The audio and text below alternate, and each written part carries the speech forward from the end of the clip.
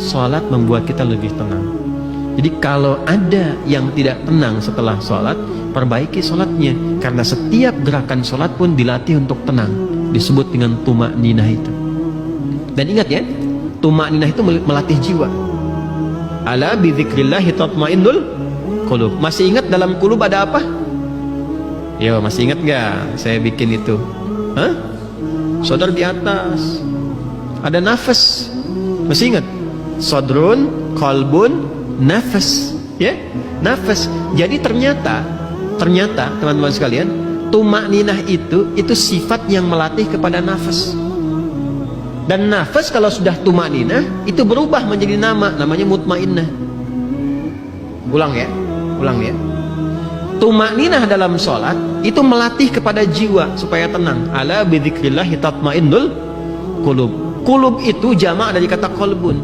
Dalam kolbun ada nafas. Dalam nafas ada takwa dan fujur. Wa nafsi wa ma sawwaha fa'alhamaha fujuraha wa taqwaha. Jadi tuma'ninah itu melatih jiwa supaya tenang. Jiwa itu kan nafas. Kalau jiwanya sudah tenang, punya sifat tenang, disebut mutmainnah. Itu mahal. Mutmainnah itu terbawa sampai meninggal. Dan itu garansi kemuliaan kita di hadapan Allah, itu jiwa yang tenang itu. Latihannya lewat sholat. Jadi kalau orang sholatnya benar, itu meninggalnya pun dijamin tenang. Makanya panggilan sholat ketika akan dimulai, pengantar khusyuk itu kadang diingatkan oleh Allah. Rasakan mungkin kamu meninggal dalam sholat itu.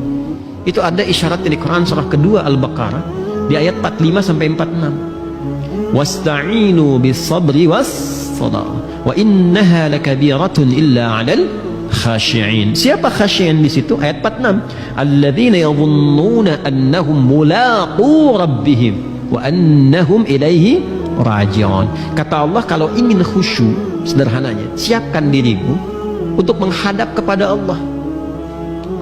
Sempurnakan wudu, sempurnakan pakai pakaian yang baik. Kan ayatnya ada semua tentang pakaian. Quran surah 7 ayat 31. Ya bani Adam khudhu zinatakum 'inda kulli masjid. Hai anak cucu Adam, kalau sudah tiba panggilan dari masjid, siapkan pakaian terbaik. Sempurnakan wudu. Quran surah 5 ayat yang ke-6.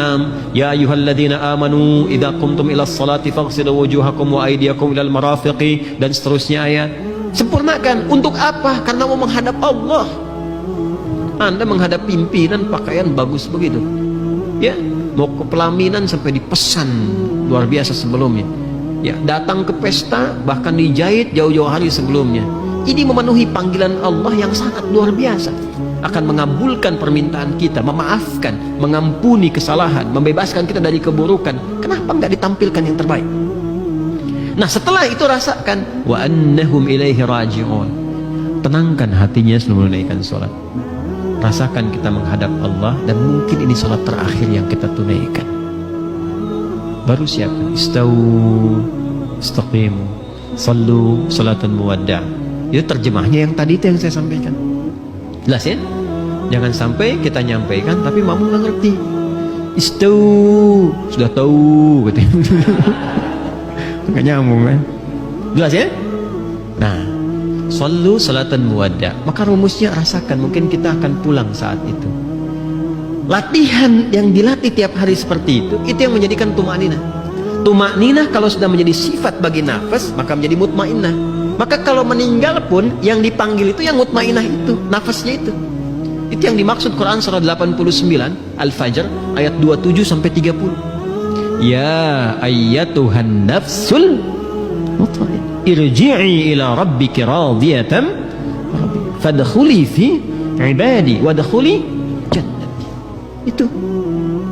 Nah, ini kalau kita paham sampai ke situ strukturnya, enak menikmati sholat itu.